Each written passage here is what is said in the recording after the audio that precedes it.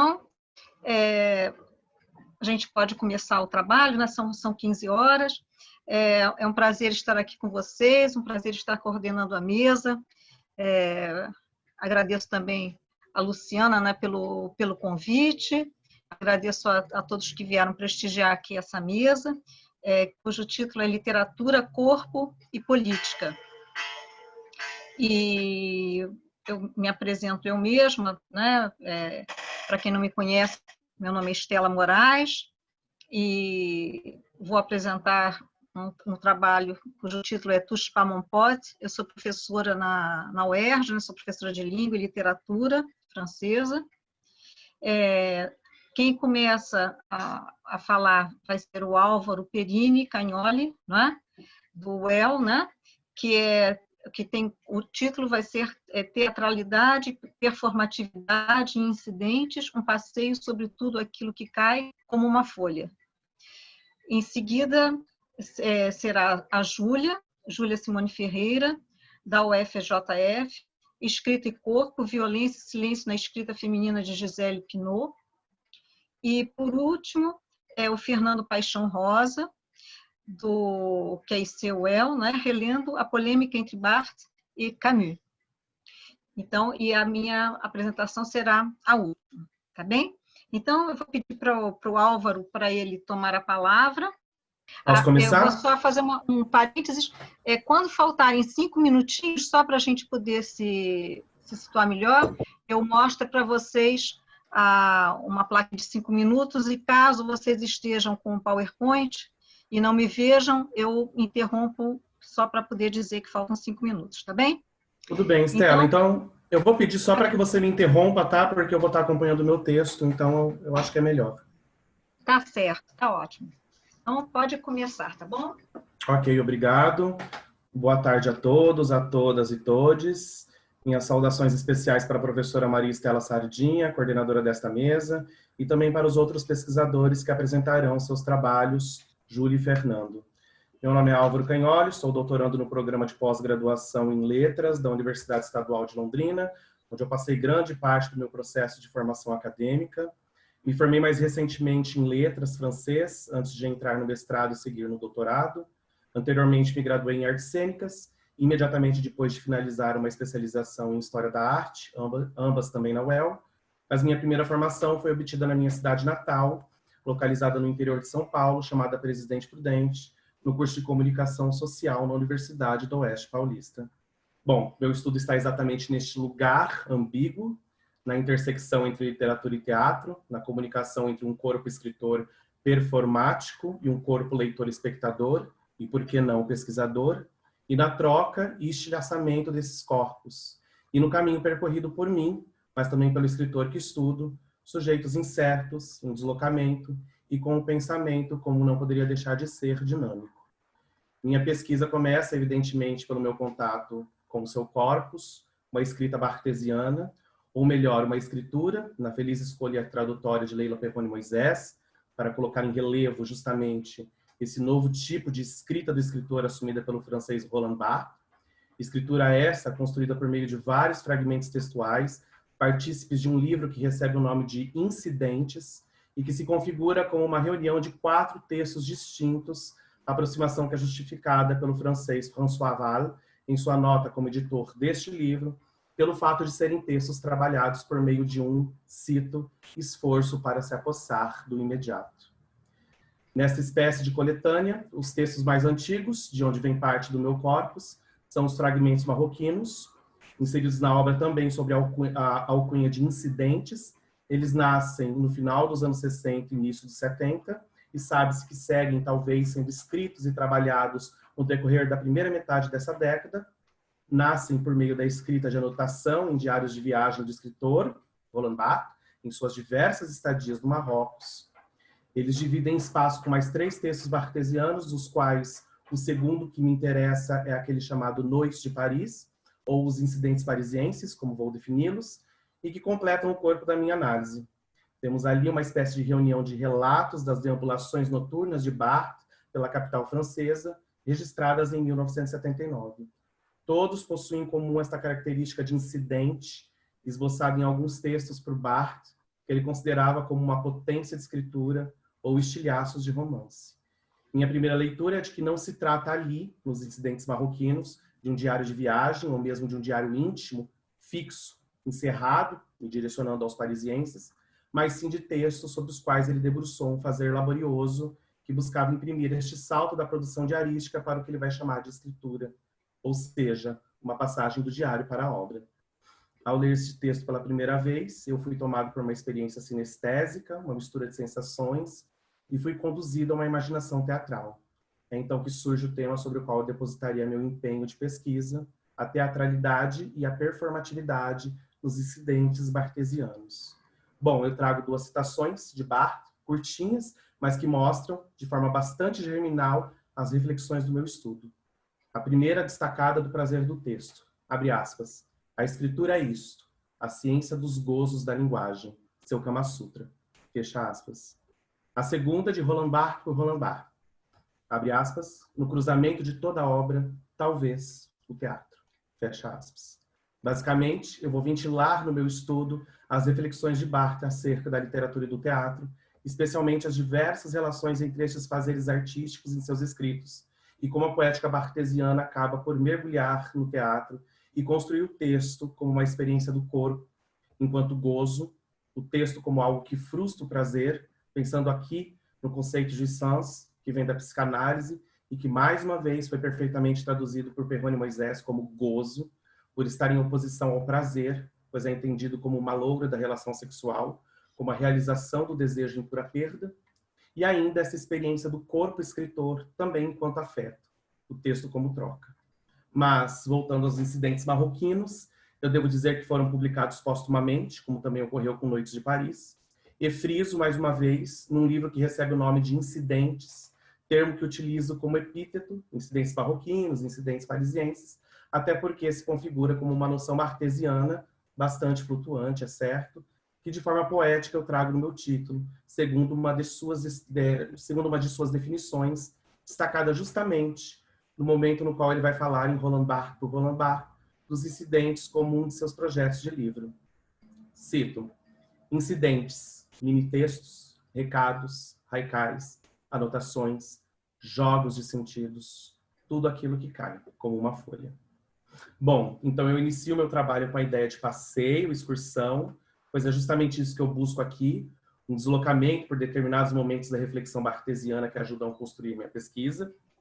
Então, inicialmente eu apresento reflexões sobre os escritos de Barthes, algumas vozes que comentam determinados momentos de sua obra, e onde muitas vezes acabo por dissertar sobre uma espécie de reflexão monológica barthesiana, ou seja, nós temos Barthes refletindo e revisitando algumas de suas noções, conceitos e críticas.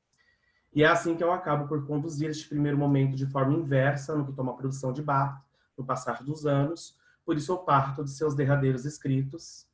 Assim, eu vou tratar de quando Barthes se lança, já em seus últimos anos de vida, atuando como professor no Collège de France, a preparação de uma nova forma de se construir um romance, a partir de um momento de iluminação que ele teve em uma de suas viagens ao Marrocos, tratado por ele como um desejo de querer escrever e de fazer da literatura a razão última de sua vida. Nesse caminho, eu vou, de certa forma, me permitir um movimento de regressos e avanços na sua história, numa perspectiva nada diacrônica, mas estrelada. Vou falar, então, principalmente de sua aula inaugural naquele colégio, quando ele vai tratar justamente da necessidade de se instaurar uma revolução contínua da linguagem, baldando ou malogrando seus mecanismos de poder por meio do fazer do escritor. E assim eu me direciono para alguns de seus textos mais célebres e que acabam por construir sua visão particular da literatura enquanto escritura. Aqui eu trago toda uma parte teórica que, para mim e para o meu leitor futuro, é importante para que seja possível compreender como Barthes constrói seu trabalho artístico e como, ao mesmo tempo, ele reflete constantemente sobre o estatuto do autor-escritor e também do leitor, evidentemente.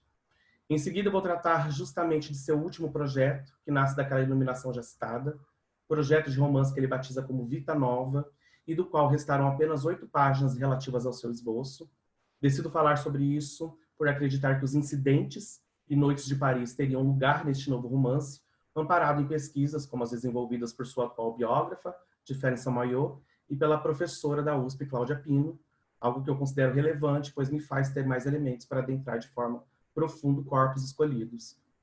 Passo, então, para um momento que vou chamar de Festa no Marrocos, onde eu vou discorrer sobre sua profícua relação com este país, que é constante, e acabo por ali discutir um pouco sobre a construção do que eu vou chamar de Sistema Marrocos, como o Sistema Japão, que ele funda no livro O Império dos Signos, que nada mais é do que sua escolha criativa para a geração de um território fantasmado por sua escritura.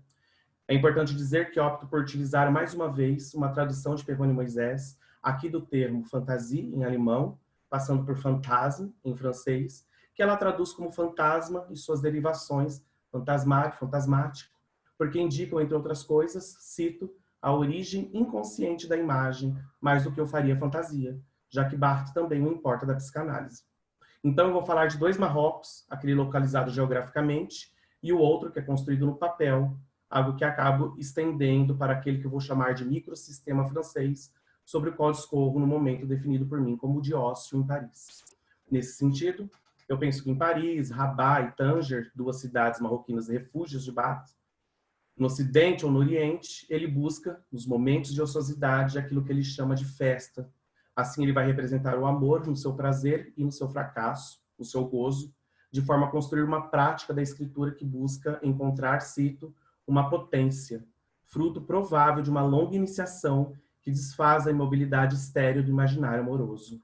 Extrato este, retirado de seu último texto, produzido antes de sua morte, encontrado em sua máquina de escrever, e que possui um nome bastante sugestivo, malogramos sempre, ao falar do que amamos.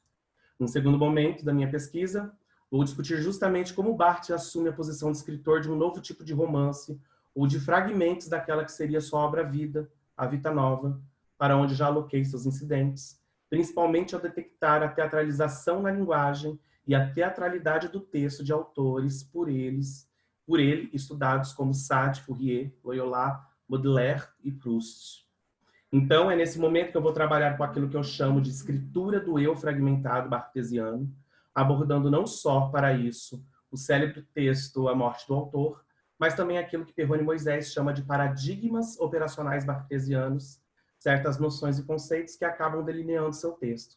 Vou falar principalmente da passagem de um autor-deus, entidade una que possui poder sobre sua obra, para um corpo escritor, estilhaçado, que partilha seu texto com o outro. Texto que nada mais é do que um chamado por ele plural de encantos e que, por fim, toca de forma evidente um corpo leitor. E aí eu chego em outra reflexão, a do teatro enquanto jogo de signos, por meio da qual vou discutir um pouco sobre a noção de teatralidade e como ela se converte em uma reflexão barthesiana que nasce, evidentemente, de seu contato com o teatro, especialmente brechtiano, e que acaba por saltar para seu texto quando ele deixa de frequentar o espaço teatral. Temos aí o teatro enquanto inspiração, tanto para uma reflexão mais divagante, no que toma o teatro da linguagem, e que permeia toda a sua obra, quanto para uma ação mais pontual, aquela onde o escritor age, por meio dos signos literários, numa teatralização da linguagem. E é essa que, sobretudo, me interessa e que pode se deslocar da ideia de semiologia para uma espécie de sismologia que ele encontra em Brecht, ou uma sacudida, como ele diz, uma sacudida discreta, como podemos ver nos seus incidentes. Em seguida, eu falo a respeito do momento em que ele se distancia do teatro, preparando minha pesquisa para adentrar mais adiante naquela que vou entender como a experiência teatral para a qual Barthes, enfim, e talvez, retornaria. Temos, assim, uma citação, indagação de Barthes, no artigo Sempre Gostei Muito de Teatro, abre aspas, o que aconteceu? Quando isso aconteceu? Fui eu que mudei ou o teatro?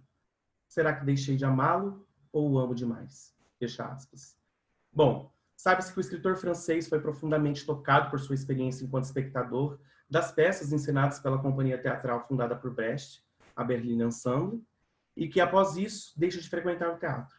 Por isso, eu vou tratar da relação de Barthes com este dramaturgo, poeta e encenador alemão, Bertolt Brecht, relação que impacta no interesse de Barthes pelo teatro e que tem no gesto social brechtiano um estopim para suas reflexões, certamente aquelas que tomam sua rejeição à doxa e que acabam por potencializar este processo de teatralização dos signos literários, numa espécie de, como já citei, sismologia teatral que Barthes experimenta no texto, em especial nos incidentes marroquinos, uma teatralização da linguagem que talvez seria uma forma de atualização do postulado brechtiano em sua escritura.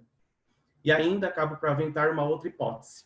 Talvez Barthes deixe de frequentar a sala de teatro porque ele mesmo, enquanto corpo, se torne um teatro. Ele passa a encenar a palavra, pois o teatro está para ele na vida cotidiana, relatado nos seus cadernos de viagens e diários íntimos.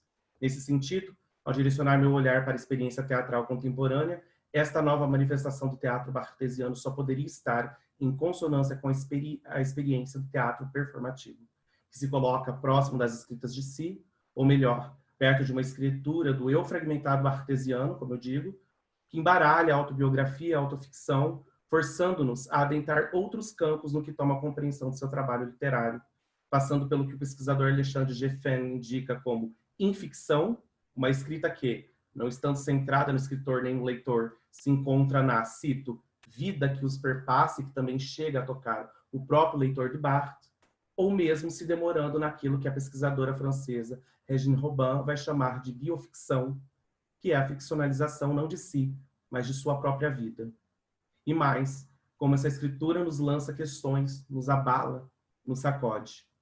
É então que, nesse momento, busco analisar alguns dos seus 123 incidentes colhidos no Marrocos e parte dos 16 escritos relatos das noites em Paris, principalmente aqueles que reconstroem encontros amorosos e sexuais que, é evidente, trazem traços do escritor homossexual, mas que também incorporam um universo de tédio, ociosidade, de desejo do corpo, do amor e da desilusão. Assim, reflito sobre como Barthes, em confronto e encontro com todas as noções, conceitos e operações construídas, refletidas e localizadas nos textos dos escritores por ele admirados, constrói a teatralidade de seu texto por meio de uma experiência do corpo, ou seja, na simiose, ou poderíamos dizer trepidação que se desprende da relação com o outro, relação essa centrada na atuação de Barthes, como uma espécie de performer, ou como observador de situações do cotidiano, para que em seguida ele possa ressemiotizar o espaço ou ressignificar as situações experimentadas e elaborar uma prática da sacudida nas linhas dos seus textos incidentes. Para isso, eu vou trazer algumas reflexões de teóricos contemporâneos, principalmente a francesa Josette Ferral, mas também de pesquisadores mais próximos de nós, como Patrícia Leonardelli, da Universidade do Rio Grande do Sul, e Aguinaldo Moreira de Souza, da Universidade Estadual de Londrina, ambos professores acadêmicos de cursos de artes cênicas. Trago assim uma citação de Ferral, utilizada nesta parte do meu estudo, abre aspas, a teatralidade não parece se dirigir à natureza da coisa por ela investida, ator, espaço, objeto, evento. Ela também não se coloca aninhada ao lado do simulacro, da ilusão, do faz de contas, da ficção, já que conseguimos localizar em situações cotidianas.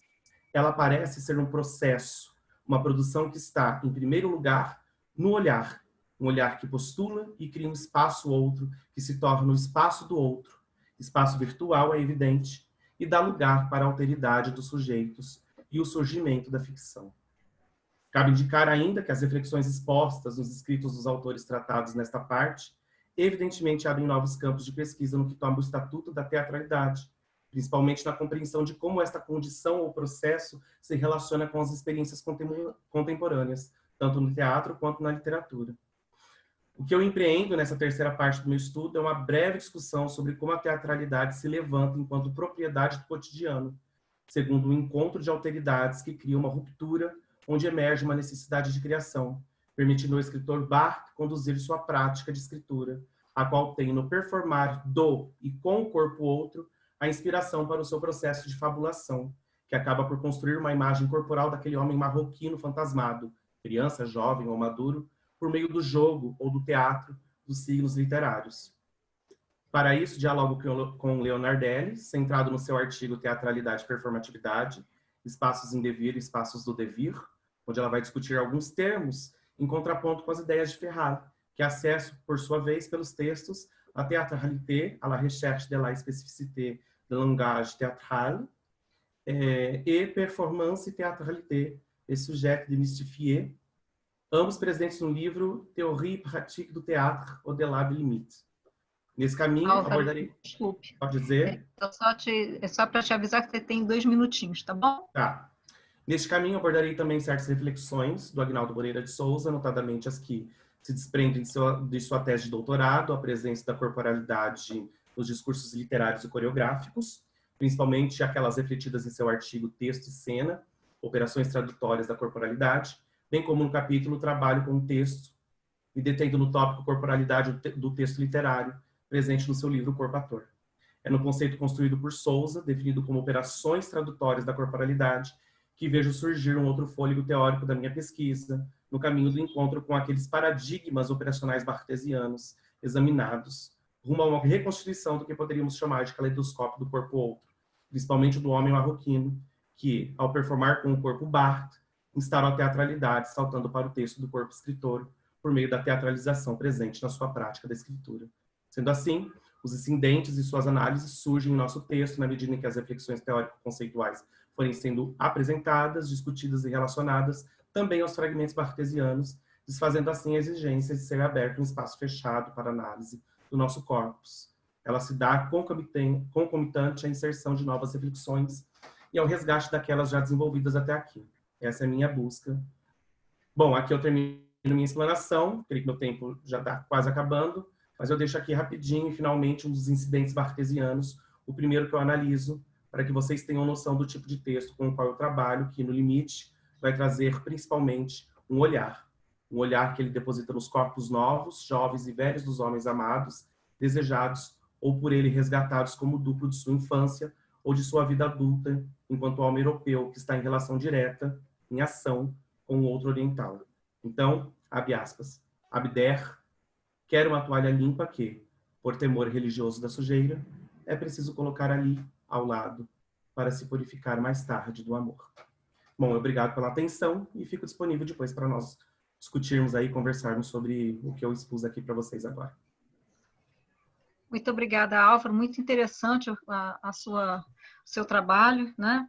E a gente fica aguardando para depois ter as notícias de quando ele estiver totalmente terminado, tá bom? Perfeito. Obrigado, Stella. E aí, no final, a gente abre para as discussões, mas quem tiver perguntas para fazer, eu vou pedir para fazer a pergunta colocando diretamente a quem é dirigida a pergunta, tá? Porque aí facilita na hora que a gente for ler as questões. E a gente vai passar agora a palavra à Júlia, né? Que vai apresentar a sua comunicação. Boa tarde, todo mundo. Isso, obrigada. Eu sou Júlia, né, aqui da Universidade Federal de Juiz de Fora. Né, eu sou professora de língua e literatura francesa, na qual eu pesquiso, né? Eu pesquiso geralmente, normalmente, vamos dizer melhor, a escrita de Marguerite Duras, a escrita do íntimo, dos não ditos, dos segredos, o interior e o inconsciente, os temas duracianos, né, dos anos 60, né? E agora eu estou me aventurando, vamos dizer assim, na escrita de Gisèle Pineau, dessa escritora caribenha, né? Então é isso. Vamos lá, então, para a minha comunicação, né? Que se intitula Escrita e Corpo, Violência e Silêncio na escrita feminina de Gisèle Pineau. Gisèle Pineau nasceu na França em 1956. Ela passou a infância e adolescência em Camelin-Bicêtre, em Cité, en Ile-de-France, nos arredores de Paris, filha de imigrantes oriundos das ilhas de Guadeloupe e de Martinica. Sua família se exilou para a França na década de 50. Pineau permaneceu no país até os anos 70, quando seu pai seu pai, militar de carreira, fora transferido para Martinica e Guadeloupe. Em 1980, ela retorna para Paris e conclui seus estudos de enfermeira psiquiátrica. E, em seguida, decidiu voltar e permanecer em Guadeloupe para exercer sua profissão. E somente nos anos 2000, ela retorna finalmente para Paris, onde trabalha e escreve as suas narrativas. É preciso destacar aqui que sua avó, Manya, ou Julia, que viveu com a família na década de 60 na França, exerceu um grande papel na descoberta identitária e cultural na vida da autora. Nesse sentido, Gisèle Pineau declara que ma grand-mère est vécue avec nous en France entre 1960 et 1967. C'est elle qui m'a transmis son amour pour cette île où je n'étais jamais allée. Pendant toute la durée de mon séjour en France, nous avons prié toutes les deux le soir pour rentrer en Guadeloupe. Et le terrain conclut. Ma grand-mère parvient à transmettre à ses petits-enfants la langue et l'imaginaire créole par des contes e les légendes. Graças à avó de Pinot, ela reconhece a representação simbólica da língua crioula nas suas origens e o significado da língua no imaginário antiliano. Podemos dizer que a escrita de Pinot se define, de certa forma, como língua crioula ou a língua crioula, pois observamos a presença dessa língua em suas narrativas. Brevemente falando, as línguas crioulas nasceram no século XVII, nas plantações e produções de cana-de-açúcar nas antigas colônias. Nessa perspectiva, Eurídice Figueiredo ressalta que as ilhas de Guadalupe e Martinica tornaram-se possessões da França em 1635, quando os franceses assumem a política de extermínio, de violência ou expulsão dos índios caraíbas e o tráfico negreiro, a fim de implantar um sistema escravocrata nas plantações de cana-de-açúcar. Assim, durante a colonização e o tráfico negreiro, as línguas crioulas se desenvolveram através do contato com a língua francesa e com as variantes regionais que existiam com o trabalho de outros escravos que se encontravam nas plantações açucareiras. A língua crioula é, primeiramente, a língua do trabalho escravo e se consolidou, por um lado, no convívio entre os escravos e os senhores, e, por outro lado, na decorrência da violência sobre o corpo negro. Os senhores tinham plenos poderes e direitos como legítimos proprietários devido ao Code Noir, que vigorou nos territórios entre 1885 até 1848. Sabemos que o sistema escravocrata é o sistema de trabalho baseado na força e na violência, e reduz as pessoas em bens e mercadorias. Elas podiam ser comercializadas de acordo com as vontades e interesses dos senhores. Assim, o corpo dos escravos não lhe pertencia, este mesmo corpo que contava e descrevia as inúmeras torturas e violências ocorridas por meio dele ou em seu nome. Segundo Sandra Goulart de Almeida, o corpo feminino negro era marcado, cito, não somente como um espaço de posse, bem como de violência epistêmica. A equivalência entre mulher e, principalmente, seu corpo e a terra explorada se estende no sentido de reforçar de maneira contígua a relação entre ambos. Em outras palavras, assim como o território antiliano conquistado e explorado pelos colonos por meio da violência, o corpo feminino, através de paralelismo, simboliza a terra conquistada e explorada.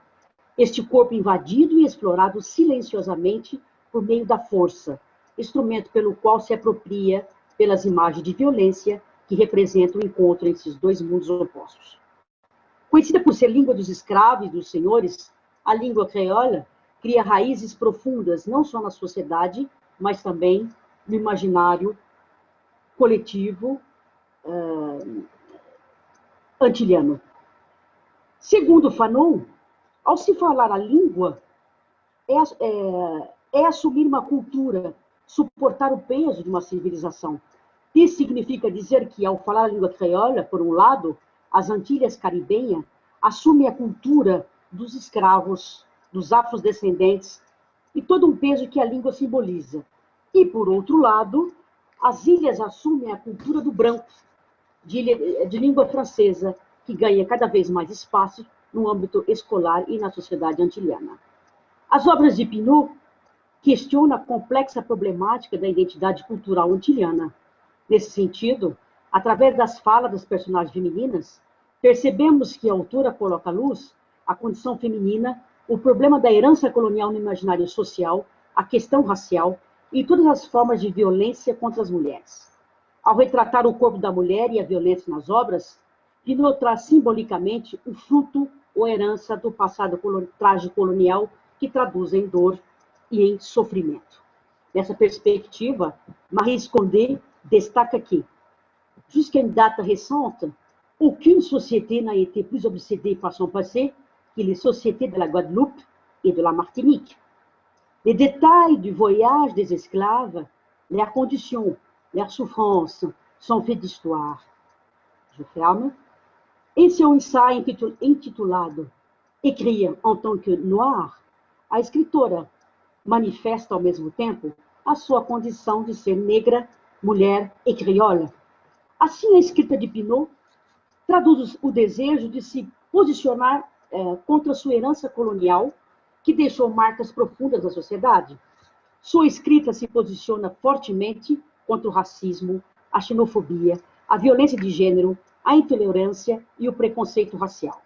Nesse sentido, as heroínas ganham vozes nessa empreitada e se apresentam como porta-vozes da autora, que lutam contra toda e qualquer forma de violência e de injustiça no mundo. Assim, Pinot déclare, cito, apporter sa voix aux autres, voix de femmes, d'ici d'ailleurs, qui témoignent pour demain. Écrire en tant que femme noire créole, c'est vivre l'espérance d'un monde vraiment nouveau. Peuple, langue, race, religion, culture mêlée, imbriquées, s'enrichissent et découvrent sans cesse, se respectant et acceptant dans la belle différença. É justamente na qualidade de ser mulher, negra e crioula que Pinot denuncia nos textos o racismo e as violências contra as mulheres. É através do corpo de sua avó negra e crioula, nomeada Júlia ou Mania, e por meio da personagem narradora, ambas simbolizam o corpo de mulheres que sofrem em silêncio violências tanto física quanto psicológica. Através de paralelismo, o individual responde na mesma proporção ou vice-versa. É preciso mencionar que, a partir de suas experiências de infância vivenciadas na França e os relatos da vida de sua avó, determinada em lhe transmitir a cultura, a língua creole e as religiões e as crenças religiosas, que Pinot descreve fatos autobiográficos, na tentativa de não deixar passar nada em silêncio as dificuldades dos exiliados antilhanos vivenciadas na Europa. A autora nos déclare, cito, il fallait aussi raconter les histoires d'exil créole, la situation des Antillais dans les banlieues parisiennes, le sentiment d'amour-haine pour la France, le manque du pays d'origine, le rejet des manières créoles, de la langue, des croyances magico-religieuses. Et elle en conclut. J'avais une douzaine d'années, je me souviens bien les quotidiens des enfants noirs, guadeloupéens, coupés de leurs racines et confrontés d'un monde rejetant. J'ai commencé à écrire des livres de l'histoire de mon enfance, confronté au racisme et aux préjugés. L'écriture est devenue pour moi um combat, um engagement. Desde a abertura do texto Exílio, segundo Júlia, no decorrer da narrativa, a narradora personagem sofre violência racial, tanto por parte de seus colegas na escola, quanto na cité onde ela reside. Assim se escuta. Négro, négresse à plateau, charbon, retourne dans ton pays, négro, sale négresse, et finalement, retourner en Afrique, sale négro. A narradora personagem, diante de tantas injúrias proferidas pelos colegas brancos na sala de aula e até mesmo nas ruas de metrópoles, permanece perplexa e tenta entender o racismo e se pergunta, por ser diferente dos demais colegas, pela cor da pele ou por viver na condição de imigrante. Em todo caso, ela sente a xenofobia, o ódio e a violência racial crescente. Violência que se faz sentir através de uma herança colonial por um processo histórico e cultural que consiste na marginalização do negro. A jovem narradora compreende que sua condição de ser negra e imigrante provoca o racismo.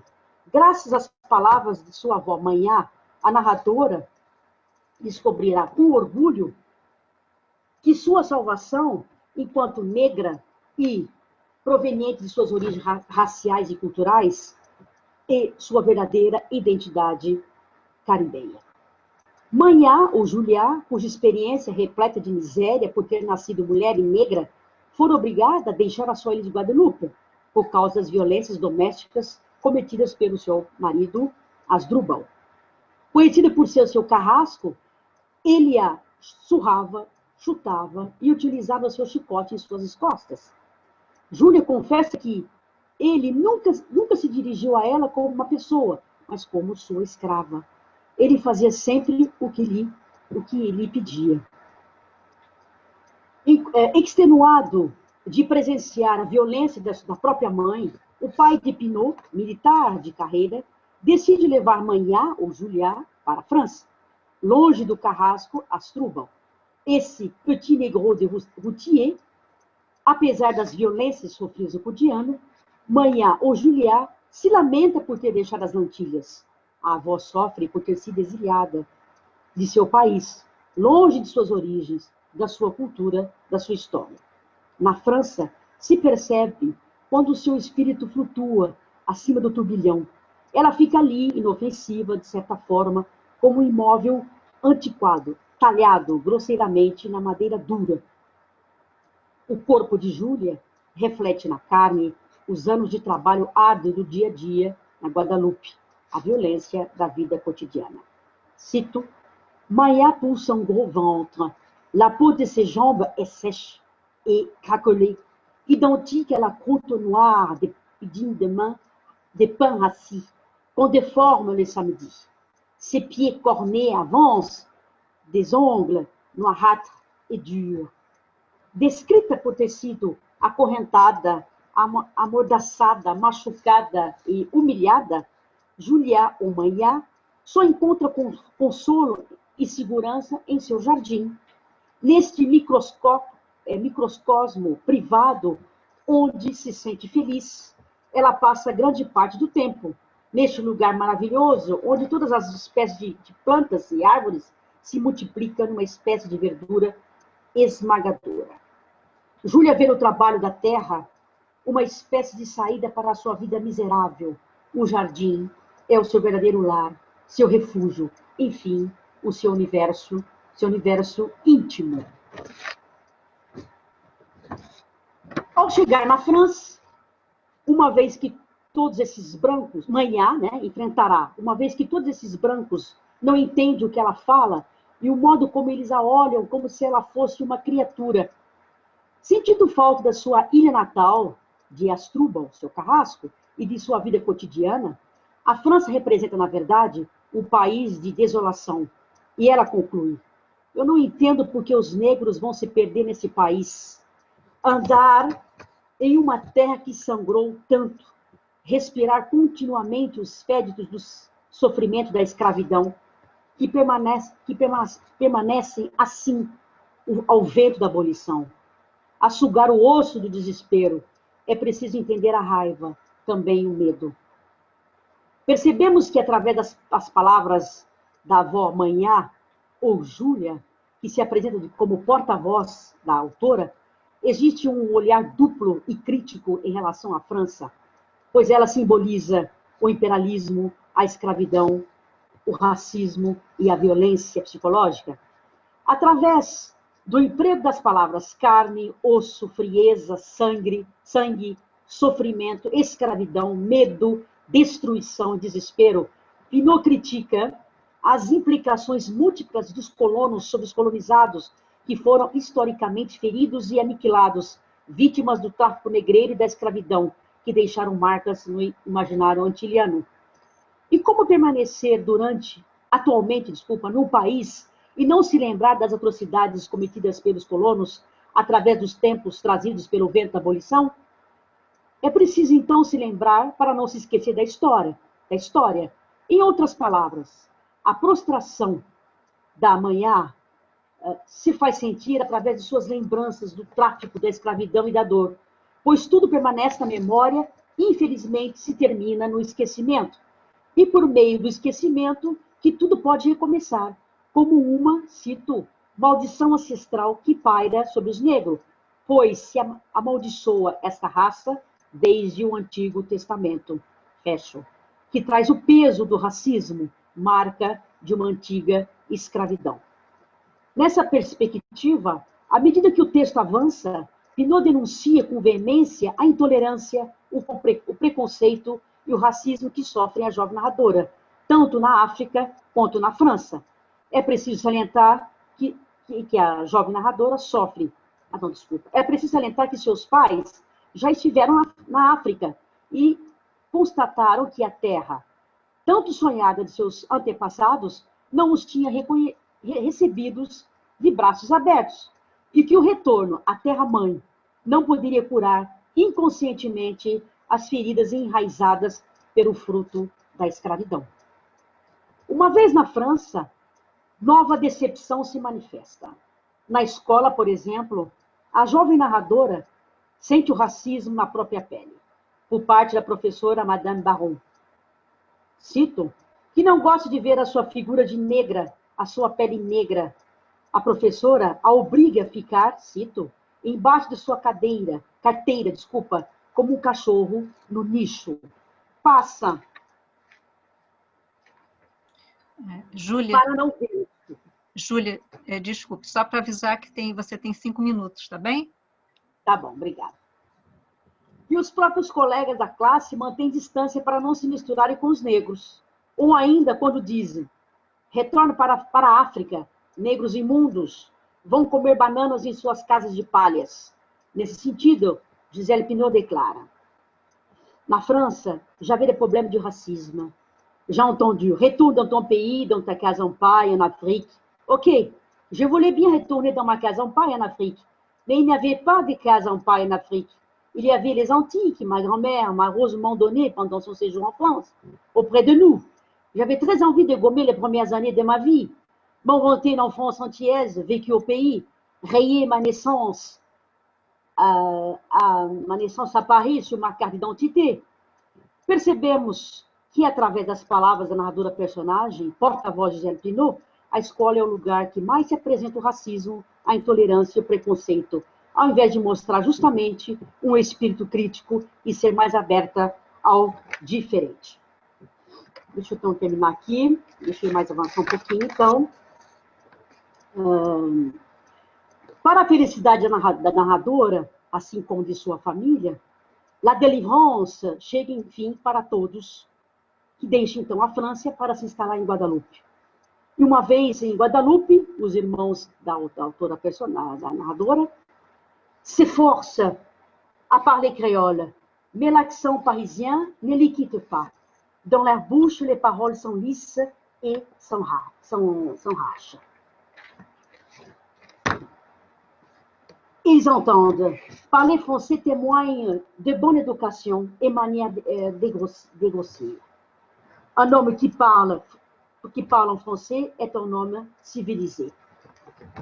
Percebemos finalmente que a escrita de Pineau vai muito além da denúncia do colonizador colonizado, as consequências da escravidão, a violência contra a mulher, a questão racial e a problemática herança colonial nas suas obras. Para a autora, o que se coloca em cena hoje são as novas realidades culturais e identitárias nas Antilhas pós-colonial. É a partir de sua experiência que Pineau coloca à luz não somente o vivido pessoal, mas também a vivência do outro, para ter uma visão de um mundo cada vez melhor, para entender e compreender o outro. Enfim, a escrita de Pineau se une a outros autores caribenhos que anuncia a cultura pluralista e que se valoriza a mestiçagem e as identidades híbridas nas ilhas. E a autora conclui, l'écriture me fait espérer un monde meilleur et les voyages du possible, la traversée du silence. E eu concluo aí. Muito obrigada. Muito obrigada, Júlia. Muito interessante, tá? A sua apresentação. Então, se alguém quiser fazer alguma pergunta, por favor, coloque no chat para depois a gente poder ler, né? E você poder comentar. E a gente vai passar a palavra, então, ao Fernando, por favor. Boa tarde a todos. Eu sou Fernando, sou estudante de letras francês na UEL, enfim, estou concluindo o curso e vou apresentar para vocês o meu trabalho de iniciação científica, que é também ligado ao meu TCC, que se chama Relendo a Polêmica entre Roland Barthes e Albert Camus. Mas para entender o contexto dessa polêmica, nós temos que retornar um pouco no tempo, mais ou menos ali nos anos 50 do século passado. Bom, começamos então. Os anos seguintes ao final da Segunda Guerra Mundial foram cheios por uma movimentação.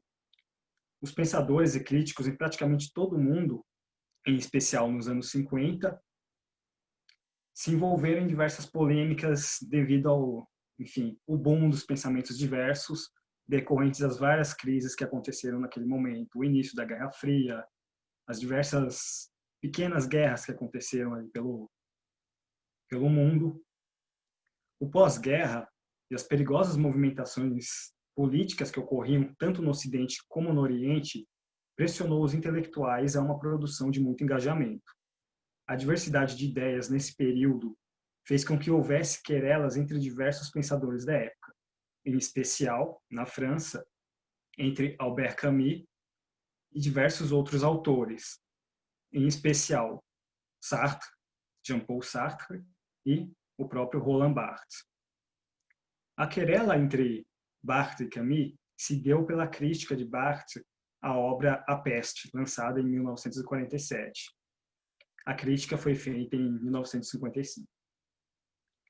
Desde o início da carreira de Barthes, ele sempre foi elogioso, um leitor bem elogioso e crítico bem elogioso da obra de Camus. No entanto, a partir de A Peste, e na Peste principalmente, ele fez duras críticas tanto ao próprio autor quanto ao romance A Peste, o que suscitou uma troca de cartas entre os dois autores, uma troca de cartas pública. E após essa crise, essa polêmica entre os dois, essa troca de cartas, Barthes não voltaria a falar tanto sobre Camus. Bom, então nós vamos voltar mais um pouquinho para entender a relação de Barthes e Camus, até chegar nos anos 50 e a própria polêmica em si. É preciso notar que Camus e Sartre foram figuras importantes nos primeiros anos dos escritos de Barthes. Logo em sua primeira publicação, seu primeiro livro, O Grau Zero da Escritura, Barthes utilizaria O Estrangeiro, obra de Camus, como exemplo e delimitação do seu conceito de grau zero da escritura. Cito: "Trata-se de ultrapassar aqui a literatura, entregando-nos a uma espécie de língua básica, tão afastada das línguas vivas como da linguagem literária propriamente dita. Esta fala transparente, inaugurada pelo Estrangeiro de Albert Camus, realiza um estilo de ausência que é quase uma ausência de estilo."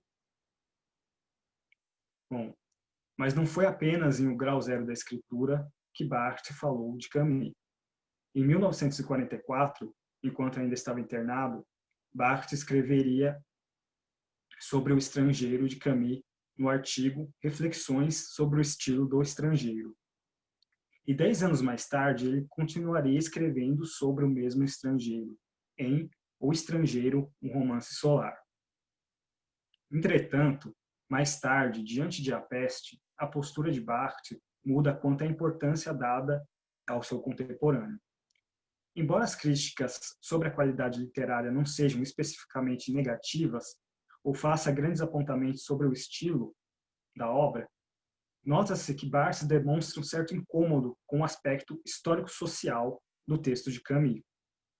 Ou melhor dizendo, um incômodo com seu engajamento.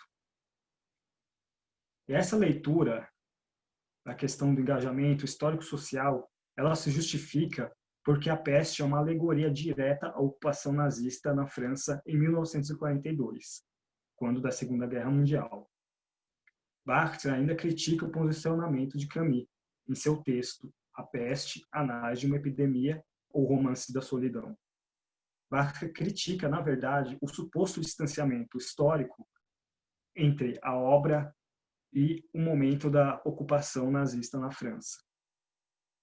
Esse questionamento seria o mesmo, basicamente, o mesmo questionamento que Sartre faria à obra de Camus.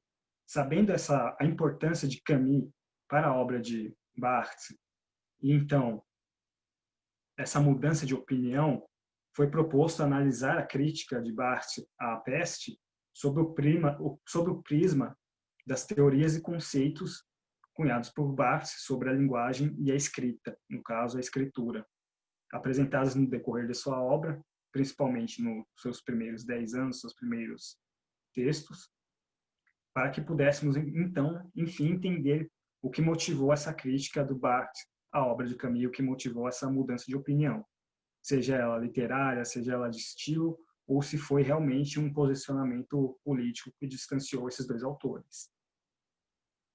Bom, lidando que nós vamos utilizar esses conceitos, então nós separamos alguns que seriam os mais importantes para entender essa polêmica e entender a noção de Barthes de literatura.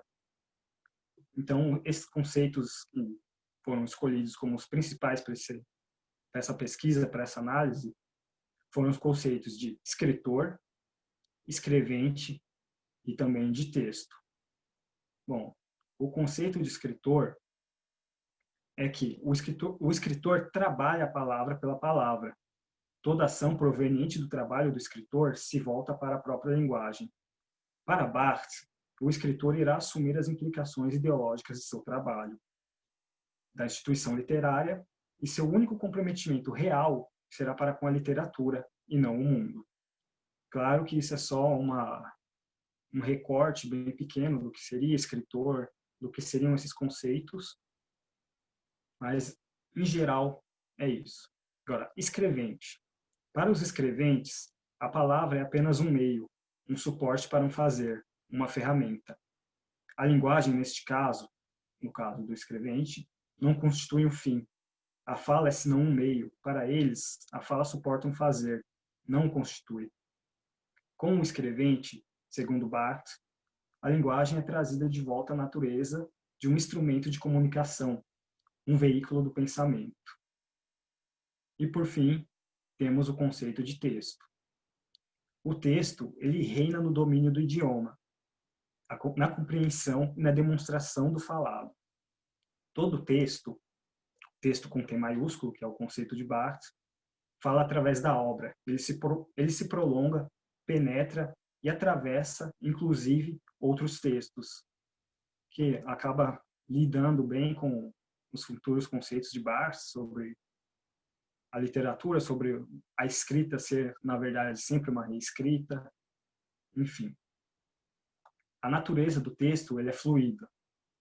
Ela não pode ser encarcerada sob o comando de hierarquias e mesmo especulada nas divisões de gêneros literários, pois o que a constitui é, pelo contrário, sua força de subversão em relação às antigas classificações.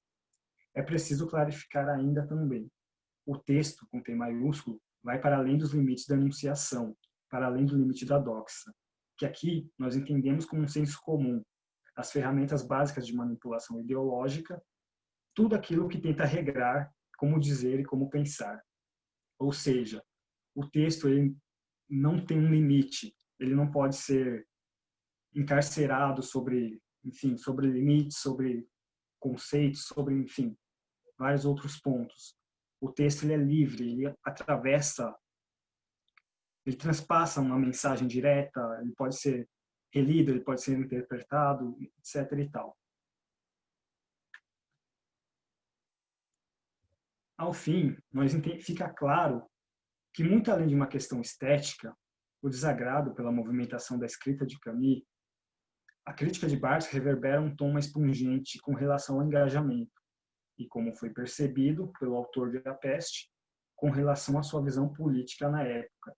Ou seja, lendo as cartas, a troca de cartas entre os dois autores, nós vemos que Camus ele nota ali na crítica de Barthes que Barthes não está criticando puramente a sua obra literária, seu estilo.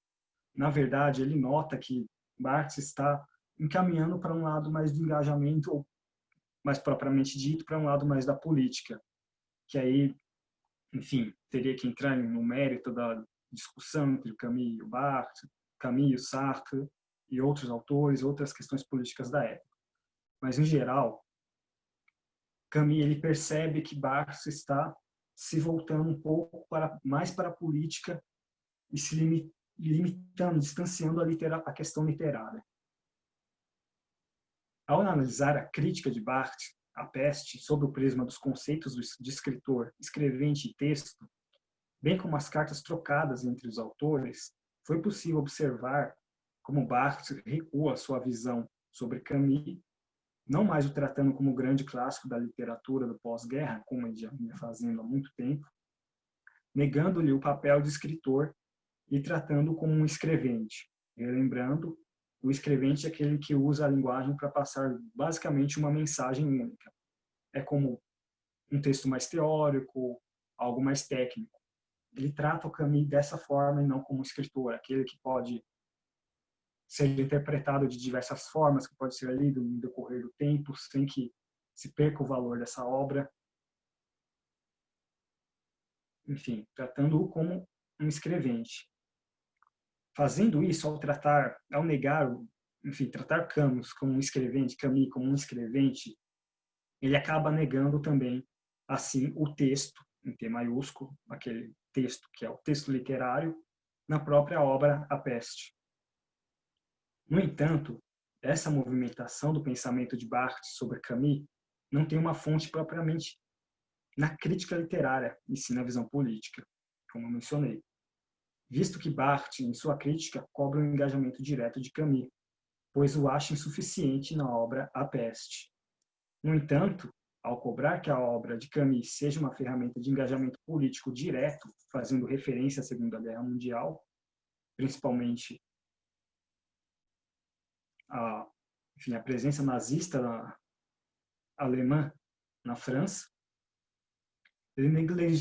Barthes negligencia o seu próprio conceito de texto, que é o texto literário, que é possível de diversas interpretações. Fernando, só para lembrar que você tem 5 minutos, tá bem? Obrigado.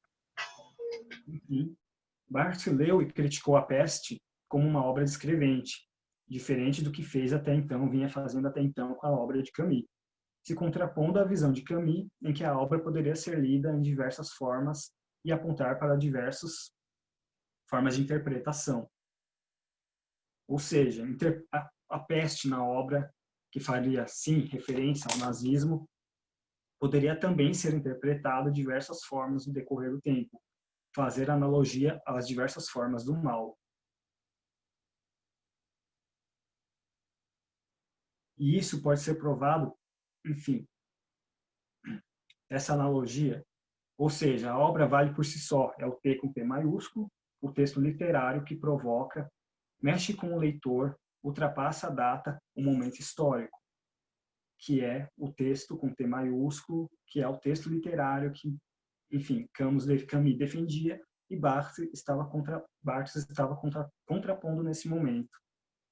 E isso pode ser provado, a visão de Camus pode ser provada sobre a sua própria obra, devido à atualidade do seu texto, A Peste, que novamente em 2020 voltou a circular entre as obras mais vendidas, devido claramente à analogia do nosso momento atual, enfim, de pandemia e por assim vai.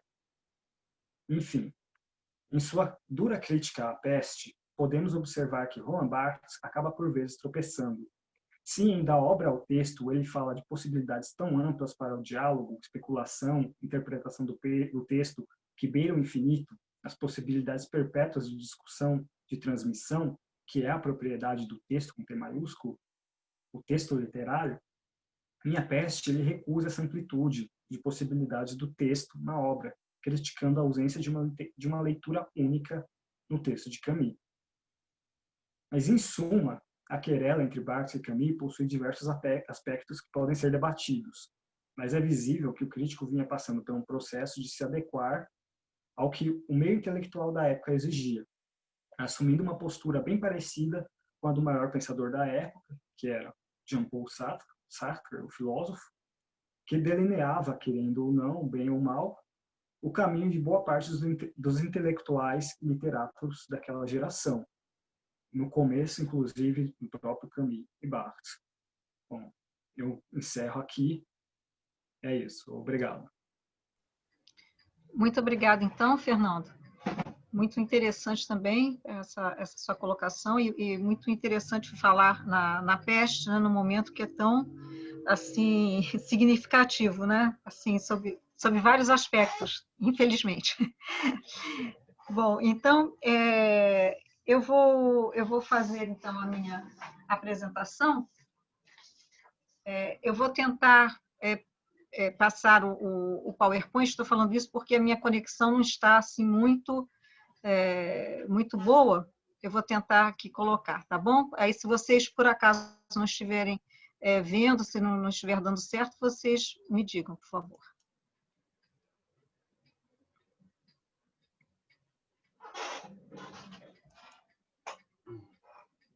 Contanto que ele apareça, né?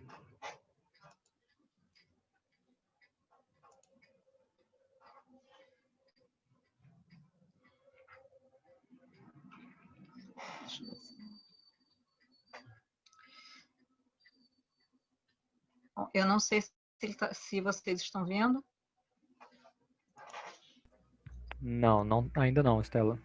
Não? Foi agora? Sim, agora está carregando. Está carregando? Aí, pronto. Tá ótimo. Então, eu vou procurar ler também para não assim ultrapassar o tempo, né? Então, o título do meu trabalho é Touche pas mon pote, e eu começo fazendo uma referência, né, a uma das músicas do Gilberto Gil, né, que é a versão que ele faz de No Woman No Cry, né, que é Bem Que Eu Me Lembro. O ano era 1979. O lançamento do long play Realce não deixava dúvidas. O quarto dos quatro discos que compõem. Deixa eu só, acho que ele está com um pouco de. Deixa eu tentar botar outra. Eu não sei se vai dar certo para poder passar aqui, não. Mas então eu vou recomeçar. O ano era 1979, o lançamento do long play Realce não deixava dúvidas. O quarto dos quatro discos que compõem a fase Ré vinha coroar o momento em que Gilberto Gil, buscando traduzir a canção, as suas reflexões sobre a filosofia taoísta, atingiu o apogeu de sua individuação. Resultado de um processo profundo e ruminante, a canção título fora elaborada a partir do princípio central do Wu Wei, que corresponde ao modo de viver cujo objetivo é nos comportarmos sem tentarmos forçar as coisas a serem como desejamos. Não se incomode, o que a gente pode, e o que a gente não pode, explodirá. Então, isso é uma citação da própria música, né? Eu não sei se vocês estão conseguindo ver a letra. Sim. 10 anos se haviam passado desde a manhã da quarta-feira de cinzas, em que Gilberto Gil atravessara os portões do quartel da Vila Militar de Deodoro, no Rio de Janeiro, rumo à Bahia. Era, então, fevereiro de 1969, e após haver amargado 2 longos meses de uma sucessão de diversos constrangimentos, ser detido, passar por vários quartéis e inúmeros interrogatórios, ter a cabeça raspada, viver em celas sujas, isolado ou junto a outros detentos, mal podia crer que estivesse novamente livre e que poderia retomar sua vida. Contudo, ao chegar a Salvador, como as autoridades locais não tivessem sido informadas de que ele e seu companheiro de infortúnio, Caetano Veloso, já haviam sido liberados, foi como este último submetido à prisão domiciliar. 5 meses depois, a única alternativa apresentada pelas autoridades para resolver o impasse em que Gil e Caetano se encontravam, impedimento de sair de Salvador e mesmo de trabalhar, além da obrigação de se apresentarem diariamente à Polícia Federal, foi deixar o país. Vocês fiquem fora do país até que determinemos algo em contrário. A ordem dada pelo coronel responsável pelo caso não deixava dúvidas quanto à necessidade e premência de partir. Era preciso, no entanto, dizer adeus, sumarizar o episódio todo que estava vivendo e o que ele representava numa canção. Gravada pouco antes da partida, Aquele Abraço, uma das mais populares e emblemáticas canções do compositor, só será lançada quando Gil já se encontrava em Londres. Mas o recado estava dado e tinha endereço certo. Para você que me esqueceu. Mas por que Londres? Segundo Carlos Calado, A recomendação era de Guilherme Araújo, mas Caetano e Gil, acreditando que Paris poderia ser uma boa opção, para lá se dirigiram. E eu cito Calado, porém bastaram 2 semanas enfrentando a hostilidade e o mau humor dos parisienses para que eles se decidissem de vez pela capital inglesa. Fecha aspas. Ainda de acordo com Calado, a vida em Londres, aos poucos, ia tomando ares da animação dos tempos do apartamento de Caetano e Dedé em São Paulo, graças às visitas frequentes de amigos brasileiros e mesmo de jovens poetas britânicos. Mas as reações de Caetano e Gil diante da vida londrina não foram semelhantes. Enquanto Caetano parecia aprofundar o processo de depressão, Gil tentava se integrar rapidamente ao novo ambiente. Sendo assim, 1 ano depois da chegada, já compraram uma guitarra, se encontrara com músicos, dentre os quais David Gilmour, o guitarrista de Pink Floyd. Procurava frequentar ao máximo shows de vários artistas e bandas e sempre que possível fazia pequenas apresentações aqui e ali. Em 19 de março de 1971, Gil se apresentou num nightclub londrino e, ainda de acordo com Calado, embora ele e Caetano já tivessem cantado com Sérgio Mendes, para Gil aquela foi a verdadeira estreia em Londres. Cito Calado, afinal, depois de 1 ano e meio na cidade, era a primeira vez que ia entrar num palco empunhando uma guitarra elétrica à frente de um grupo que ele mesmo formara. A temporada, no Market, outros shows aconteceram em 4 domingos posteriores, deu início a uma série de apresentações do grupo. Em sua primeira experiência real como bandleader, depois das breves parcerias com os Mutantes e os Beat Boys, Gil estava prestes a sofrer uma grande e definitiva transformação como músico e como artista. Fecho aspas. Esse amadurecimento irá se evidenciar no retorno de Gil aos palcos brasileiros na turnê empreendida por 8 capitais já em março de 71. E eu cito novamente Calado, a euforia desencadeada pela possibilidade de retornar ao Brasil foi tamanha que Gil chegou até a interromper as gravações do que viria a ser seu 2º álbum em inglês. Fecho aspas. Mas todo retorno implica reencontros e redescobertas. Daí a ansiedade e as inquietações que se patenteiam na entrevista publicada em 15 de janeiro de 72 ao Jornal do Brasil. E é o Gil que fala: vi tudo, vivi tudo, o sonho acabou, os anos 60 passaram, a música levou tudo às últimas consequências. Bem, agora eu vou ver o que é que sobrou, o que é que eu sou, o que é que eu posso. Minha música tem alguma raiz? Fecho aspas. Mas vai ser o próprio Gil que vai dar a resposta a seus questionamentos. Encontrei as raízes? Sim. E eu diria que eu sou mais próximo, que eu estou mais próximo. Sou mais nordestino, sou muito popular, sou bem pop, sou cantor de feira, sou cantador. Fecho aspas. Expresso 2222 de 1972, além de Barra 69 com Caetano, que vai ser lançado em 72, né? Cidade de Salvador, de 73, precedem o início da fase Rê, que, de acordo com a maioria dos críticos, é composta por 3 canções: Refazenda, de 75, Refavela, de 77 e Realce, de 79, que dão título aos álbuns de mesma data. 40 anos depois, creio que não seria despropositado falar da fase Rê do ponto de vista dos álbuns lançados, e, nesse caso, nela incluir o disco Refestança, resultado do show de Gil e Rita Lee, e que parece fechar um ciclo de produção.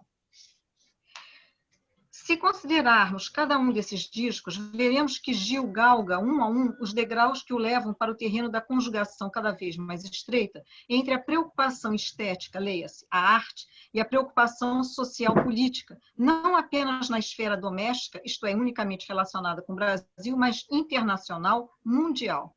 Não por acaso, portanto, em 85, lança o disco Dia Dorim, Noite Neon, em que se encontra a faixa Touche pas à mon pote.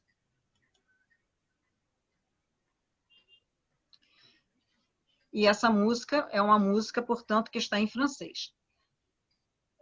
Já ia, felizmente, longe o tempo em que Caetano e Gil se haviam ressentido da recepção um tanto fria dos parisienses. A música brasileira ganhava cada vez mais espaço nas rádios francesas, e mesmo em um pequeno restaurante em Saint-Malo, 2 anos mais tarde, o som ambiente, em pleno inverno de um janeiro gelado, virá temperado a Djavan e Gal Costa. O título da canção Touche pas mon pote cuja tradução mais próxima seria talvez Não Mexa com Meu Amigo, alude a um importante movimento nascido no âmbito da associação SOS Racisme. SOS Racisme est une association française, SOS, pardon. SOS Racisme est une association française créée en 1984 dont le but est la lutte contre le racisme, l'antisémitisme et plus généralement toutes les formes de discrimination. Son slogan est « Touche pas à mon pote ». SOS Racisme est né dans un contexte particulier. En effet, à la fin des années 70 et au début des années 80, la France s'aperçoit que les populations nord-africaines et subsahariennes qui vivent sur son territoire et y ont refait leur vie vont s'inscrire durablement dans la réalité française. Bom, então, no site desse SOS Racisme, vão ser citadas as violências policiais que estariam na origem de todo esse movimento, não é? E o que se nota na citada canção é um aprofundamento, ou mais precisamente, um alargamento das questões abordadas por Gil em Refavela.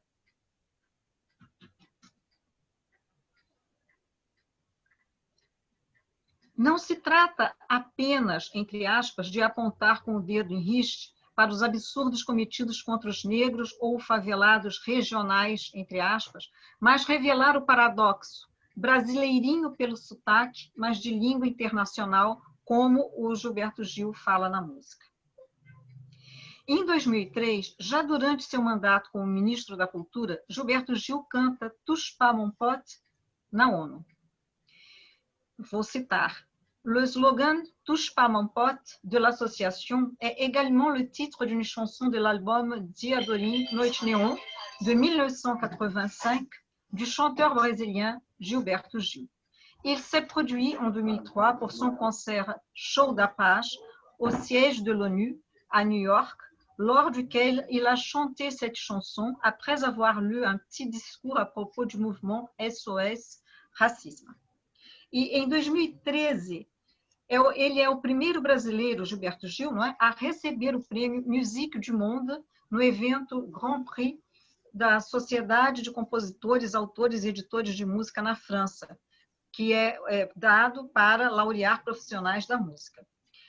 A canção Touche pas mon pote, em que pese a citação de Brigitte Bardot, eu vou retornar aqui a música, a letra, então, em que pese essa citação, porque a Brigitte Bardot, hoje, não é, faz duras críticas à, entre aspas, islamização da França, continua sendo uma importante manifestação pela paz e pelo entrelaçamento de culturas. Em recente gravação para uma emissora estatal francesa, a TV5, Gil revisita Touche pas à mon pote. A música acabou ficando atualíssima com Black Lives Matter, Vidas Negras Importam, de Gil. O grito de ordem ganhou força nas ruas e nas redes sociais após o assassinato de George Floyd, negro morto por um policial branco nos Estados Unidos. Fecho aspas. Seria interessante um paralelo entre Touche pas mon pote e outra das músicas compostas em francês por Gilberto Gil, La Lune de Gorée. Cantada quando da visita ao Senegal e, mais especificamente, à ilha de Gorée, um dos locais de onde partiram os escravos para a América, o então ministro da Cultura, Gilberto Gil, emocionou todos aqueles que assistiram à sua apresentação. A capela, estou citando o texto, né, que eu retirei da internet, a capela entoou os versos de La Lune de Gorée, sua e de Capinã, que fala da dor de quem descende dos que passaram pela ilha. No ato, acompanhado pelo presidente do Senegal, choraram Gil, a secretária de promoção da igualdade racial, Matilde, a ex-ministra Benedita da Silva e a maioria dos integrantes da comitiva presidencial. Fecho aspas. Gil traz à tona o fenômeno da epidermização estudada por De Pestre em Bonjour et adieu à la négritude.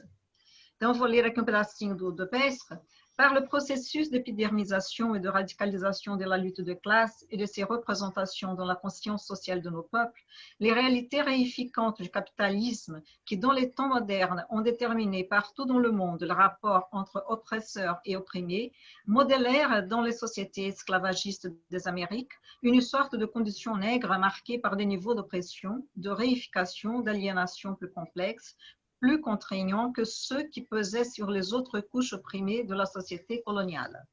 Fecho aspas. O cotejo das duas letras, com o de Refavela, então, no caso, né, da Lune de Gorée, o de Touche-pas-mon-pote e Refavela. Né? Então, o cotejo das duas letras em francês, com a de Refavela, nos permite verificar que o processo de colonização no Brasil, bem como em outros países da América, se fez sentir não apenas em termos físicos ou políticos, mas também psicológicos, levando o negro a se considerar duplamente inferior do ponto de vista socioeconômico e racial. Na verdade, o sistema colonial cria, por um lado, as condições para que conflitos sociais se disfarcem sob a aparência de conflitos raciais. Eu cito aqui Fonseca e Cupertino, representantes de diferentes etnias africanas, chefes e notáveis das tribos, ele cita aqui uma série de diferentes etnias, e chefes e notáveis das tribos foram feitos negros por um dogma racial que os desvalorizava, rebaixando ao extremo a cor da pele, suas culturas, seus cultos religiosos e o conjunto de sua história pré-colonial. Esta semiologia somática deu lugar a uma dupla simplificação. Membros de diferentes nações europeias, espanhóis, ingleses, franceses, holandeses, portugueses, etc., não é? De diversas condições sociais, comerciantes, financistas, camponeses, artistas, etc., foram feitos brancos por um mito racial que valorizou e idealizou ao extremo a cor da pele, seus traços físicos, sua história, suas crenças e sua cultura. Fecho aspas. Daí a recusa do negro, entre aspas, e mesmo do mestiço, entre aspas, que renega o lado negro de sua origem, valorizando apenas o lado branco. Maria de Lourdes Teodoro, retomando essa discussão, demonstra: devant cette expérience de la négation de soi, le besoin s'est fait de chercher l'expression de ce qu'il nous arrive d'être, de ce que nous sommes extérieurement, biologiquement, pour arriver ensuite à la compréhension de notre identité. Para ela, toute écriture, toute action ou tout art est affirmation et donc production d'identité. Então, no seu discurso de posse, o Gilberto Gil já declarava: o Brasil não pode continuar sendo sinônimo de uma aventura generosa, mas sempre interrompida, ou de uma aventura só nominalmente solidária. Não pode continuar sendo, como dizia Oswaldo de Andrade, um país de escravos que teimam em ser homens livres. Temos de completar a construção da nação, de incorporar os segmentos excluídos, de reduzir as desigualdades que nos atormentam, ou não teremos como recuperar a nossa dignidade interna, nem como nos afirmar plenamente no mundo. Como sustentar a mensagem que temos a dar ao planeta enquanto nação que se prometeu o ideal mais alto que uma coletividade pode propor a si mesma, o ideal da convivência e da tolerância, da coexistência de seres e linguagens múltiplos e diversos, do convívio com a diferença e mesmo com o contraditório. E o papel da cultura nesse processo não é apenas tático ou estratégico, é central. O papel de contribuir objetivamente para a superação dos desníveis sociais, mas apostando sempre na realização plena do humano. Em 2008, Gilberto Gil, apesar de ter desempenhado papel de grande relevo junto ao Ministério da Cultura, decide pedir demissão para se dedicar à carreira musical. E aqui eu cito o secretário do Gilberto Gil no período em que ele foi ministro. Nunca um ministério experimentou um crescimento tão expressivo, ainda que insuficiente, dos seus recursos. Nunca houve um ministro da Cultura com um capital simbólico nessa amplitude. Resumiu, o professor Paulo Miguês, que é o assessor especial do ministro Gil, secretário de Políticas Culturais do MINC, de 2003 a 2005. Então, fechando as aspas e terminando, a gente pode dizer que não tem nada a estranhar no fato. E é o próprio Gilberto Gil que explica em artigo intitulado Eu Tenho um Sonho, e que foi escrito para o jornal alemão Die Zeit, e publicado em 28 de julho de 2005. No campo de batalha da política, o poeta não se encontra nem melhor ou pior situação do que os outros. A poesia tem seu próprio domínio, mas eu gosto quando as duas esferas se misturam. É como o pêndulo entre dois polos. Assegura um movimento contínuo. Fazer política poeticamente e poetar politicamente, os pensamentos e sentimentos de ambos os lados ganham com isso. Não se deve negar aos políticos o seu lado poético. Políticos podem ser poetas e vice-versa. Eu encerro aqui a apresentação. Obrigada. Então tá. Então, agora eu acho que a gente pode passar as questões, né? A Dominique e o Paulo, não é isso? Que vão se encarregar de fazer as perguntas? Sim, sim. Deixa eu dar uma olhadinha aqui no chat. A Dominique ela organizou as perguntas para a gente. Aqui. Primeiro tem alguns comentários acima, né? A Rejane diz parabéns pela apresentação. Esse comentário foi em relação, acredito, à professora... A Rejane está aí, não? Estou sim. Esse comentário foi em relação ao Álvaro, que eu também deixei uma pergunta a ele, mas eu parabenizei a todos. Foi muito rica toda a explanação de todos. Que bom. Então, a sua pergunta para... Eu deixei uma pergunta para o Álvaro. Para o Álvaro, né? Isso. Como as suas pesquisas nos ajudam a perceber a ação política atual em nossos corpos? Se isso te levou a refletir sobre o momento atual. Olá, obrigado pela pergunta, tá? Bom, vou falar sobre como a questão política repercute nos meus estudos, né?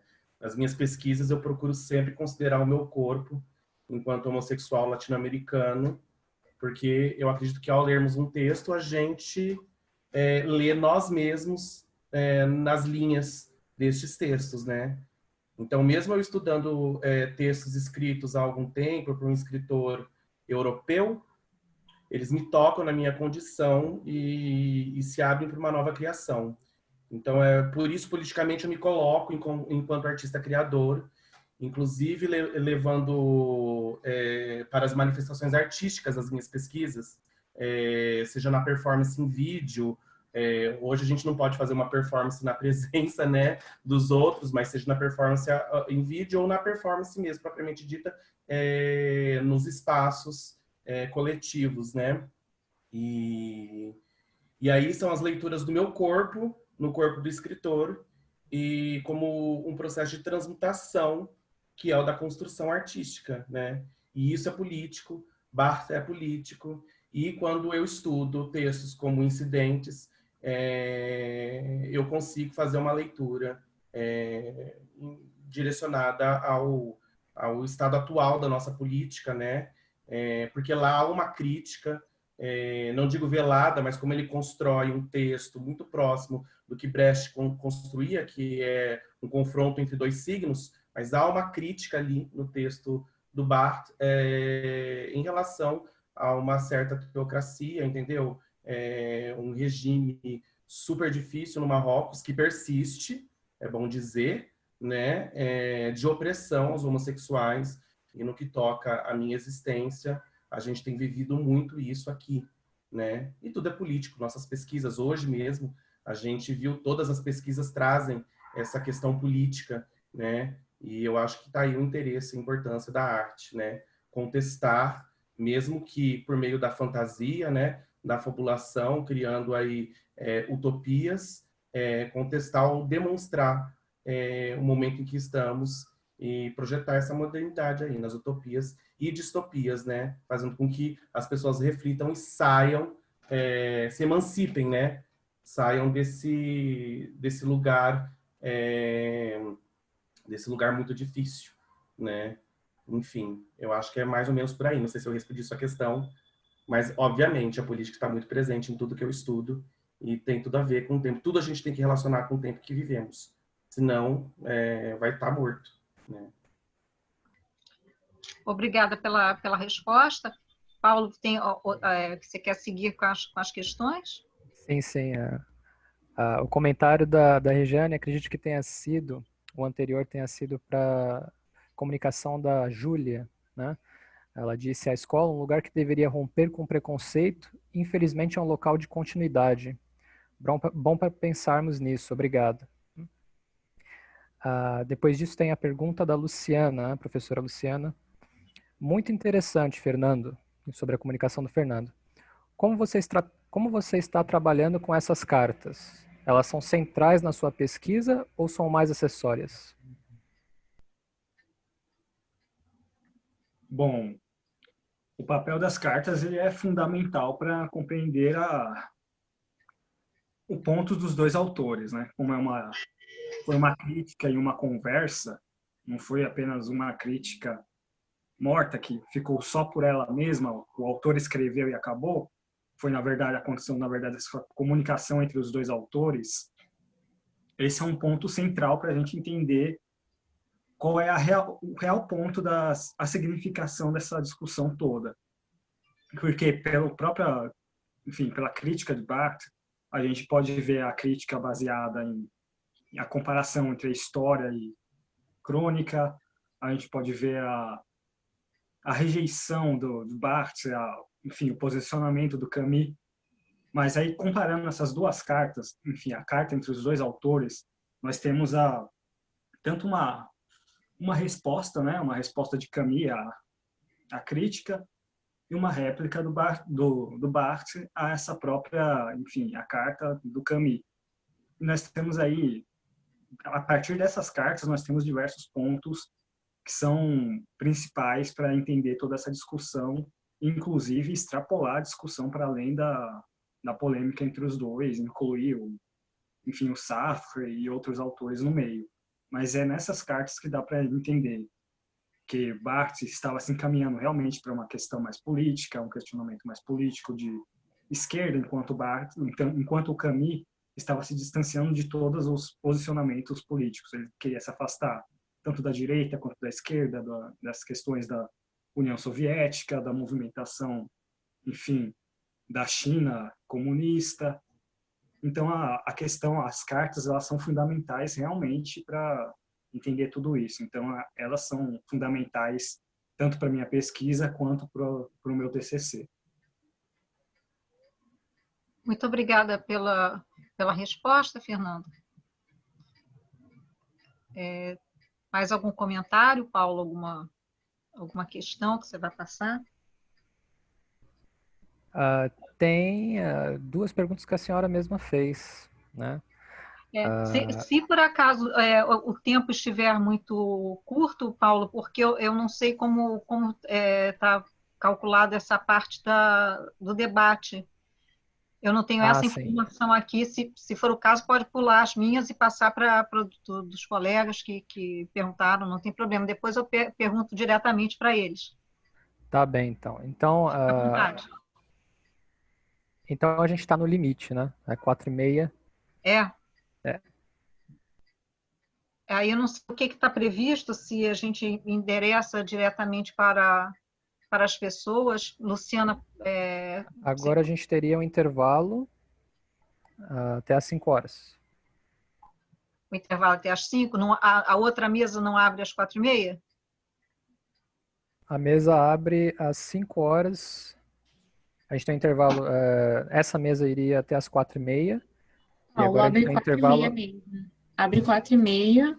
A partir de 4h30 ela já está aberta, mas começa às 5. Ah, sim, isso. Ela começa às 5, mas ela vai começar às 5. Se dá tempo ainda para mais uma pergunta, tá? Para a Estela encerrar, e aí a gente começa a preparar para a próxima. Mas para encerrar, né, em en beauté, porque está tão interessante. Pois é, a gente fica com pena, né, de não poder discutir, né? Então, se vocês puderem fazer a pergunta para quem ainda não respondeu, né, quem falou foi a Júlia, que ainda não respondeu, não é isso? Para pelo menos cada um responder uma pergunta. Eu acho que dá tempo para uma pergunta, Estela. Qual é a sua pergunta? Não, eu digo para uma das pessoas da mesa. A Júlia, eu acho que ainda não respondeu, né? Aí a gente não tem mais nenhuma pergunta. A gente teve a da Rejane, né, para o Álvaro, que já foi feita e respondida. E agora a gente tem duas perguntas que você fez, né? A primeira foi uma para a Júlia e outra então, para o Álvaro também. Tá, então vamos fazer a da Júlia, que ela ainda não respondeu, não é isso? Se você quiser ler para mim, eu agradeço. Ok. Júlia, você acharia válido estabelecer paralelos entre os personagens e fatos recentes do mundo e de maneira mais específica do Brasil? Olá, bom, vou tentar responder aqui, sim. Claro que tem a ver esse paralelo, tem tudo a ver mesmo o que está acontecendo, né? O que a Gisele Pineau colocou na sua escrita, com relação ao Brasil mesmo e com o mundo, né? E com o que aconteceu nos Estados Unidos, com aquele episódio, né? Do Floyd com o corpo e tudo, né? E no Brasil, eu falo também, se a gente pensar na escrita de Conceição Evaristo, que tem tudo a ver com as temáticas da Gisele Pineau, com relação a essa voz feminina, como porta-voz mesmo do autor, no qual se fala muito dessa questão de denúncia com relação à vida cotidiana das mulheres, as angústias, as violências sofridas, enfim, né, essas violências, tanto do corpo, em relação ao corpo mesmo, como psicológica, marcada, então, por essa sociedade, né, patriarcal, que nós, né, herança talvez dessa cultura, né, pós-colonial, vamos dizer assim, como coloca a Gisele Pineau. Isso eu poderia colocar esse paralelo com a escrita de Conceição Evaristo, né? E como Conceição Evaristo também, a Gisele Pineau coloca essa questão da problemática identitária dos afrodescendentes em busca de uma afirmação numa sociedade que os exclui, né? E Pineau vai um pouquinho mais longe, porque ela coloca a questão da linguagem crioula, porque hoje se falar o crioulo nas Antilhas não é bem visto, de acordo com os outros escritores também, como Brisson, como outros escritores que não vem à mente agora, mas enfim, né? E que ela reivindica, tem que falar sim, é a nossa identidade, temos que falar, né? E coloca então essa questão dessa problemática do antilhano, dessa cultura híbrida, né? Essa mestiçagem da língua francesa com a língua creola, que ela vai um pouquinho mais longe, que não tem essa questão da Conceição Evaristo, né? Claro, a questão do corpo negro oprimido na sociedade tem tudo a ver, né? E por aí vai. Né? Não sei se eu respondi, mas acho que é isso que eu acho. Não, respondeu sim, achei ótimo, porque justamente eu tinha pensado na própria Conceição, era onde foi justamente assim, o paralelo que eu comecei a traçar imediatamente. Foi isso mesmo. Muito obrigada. Então tá bom, Estela. Obrigada a vocês. Muito obrigada. Bom, então acho que não dá tempo para mais nenhuma questão, não é isso, Luciana? Acho que não tem mais também, né? Era só Não, eu que tinha feito uma para o Álvaro, mas depois depois eu posso tentar diretamente. Então eu vou encerrar a mesa, tá? Agradecendo muito a todos os participantes, a todos que vieram aqui prestigiar. Achei assim, foi muito rica realmente essa mesa. Agradecer ao Daniel, agradecer ao Paulo e à Dominique por todo o suporte aí. E a gente faz então um pequeno intervalo e ficam todos convidados para a próxima mesa, que começa às 5 horas. Tá bem? Então, muito obrigada, e obrigada novamente a Luciana pelo convite, e a gente espera poder se ver bem em breve, né? Ao vivo e a cores. Então, obrigada. Daniel, se você quiser, por favor, encerrar.